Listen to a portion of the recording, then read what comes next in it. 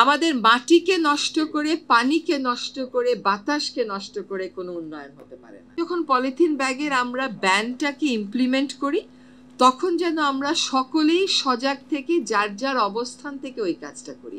আপনি হয়তো মনে করবেন এটা একটা প্লাস্টিকের স্ট্র, কিন্তু এই প্লাস্টিকের স্ট্রটা 100 বছরেও তো পচবে না। আর স্ট্র দিয়ে কেন আপনাকে খেতে হবে, কারণটা আমাকে বুঝাতে হবে। তো আপনার কেন কাঁসার প্লেট, কাচের প্লেট, কাগজের প্লেট বাদ দিয়ে প্লাস্টিকের প্লেট দিয়ে খেতে হবে? এটার তো প্রয়োজন নাই কোনো। এবং এই যে রিসাইক্লিং এর গল্পটা বলা হয়, রিসাইক্লিং এত সহজ না। বাংলাদেশ মানে বিএসটিআই এর সার্টিফাইড রিসাইক্লিং প্ল্যান্ট আছে কিনা আমি তো জানি না, কারণ একটা বোতল বানাতে অনেক রকমের কেমিক্যাল দেওয়া লাগে। যখন আপনি রিসাইকেল করবেন ওই কেমিক্যালগুলোর কি হবে তখন? এই যে মাটি দূষণের একটা অন্যতম প্রধান কারণও কিন্তু এই প্লাস্টিক এবং পলিথিন। আমাদের সয়েল রিসার্চ ডেভেলপমেন্ট ইনস্টিটিউট বলেছে, এই সংখ্যাটা আমার একটু ভুল হতে পারে, আমার বেশি হবে না, কম হতে পারে, যে 78% জমির উর্বরতা কমে গেছে। খালি আমি হাইব্রিড লাগালে তো চলবে না, খালি আমি সার আর কীটনাশক দিলে তো হবে না। আমার এই যে উর্বরতাগুলো চলে যাচ্ছে, এই উর্বরতা আমি কেমন করে ফেরাবো?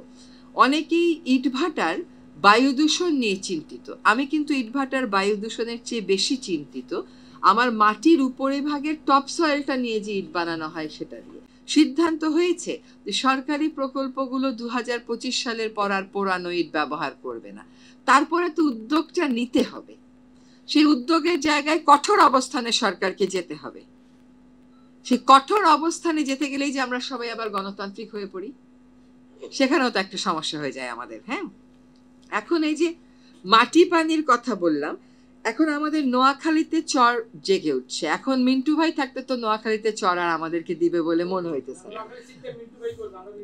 যদি আমাদের এই যে চরের ব্যাপারটা দেখেন, আমাদের মাটিকে নষ্ট করে, পানিকে নষ্ট করে, বাতাসকে নষ্ট করে কোনো উন্নয়ন হতে পারে না।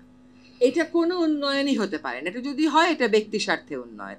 কাজেই প্রত্যেককেই আমাদেরকে এই জিনিসগুলো ভাবতে হবে। এখন আমাদের প্রাইভেট যেরকম আমাদেরকে অধিক খাদ্য ফলনে সাহায্য করছে, প্রাইভেটকেও কিন্তু সেরকম ভাবে অর্গানিক বা নিরাপদ খাদ্য ফলনের জন্য এগিয়ে আসতে হবে।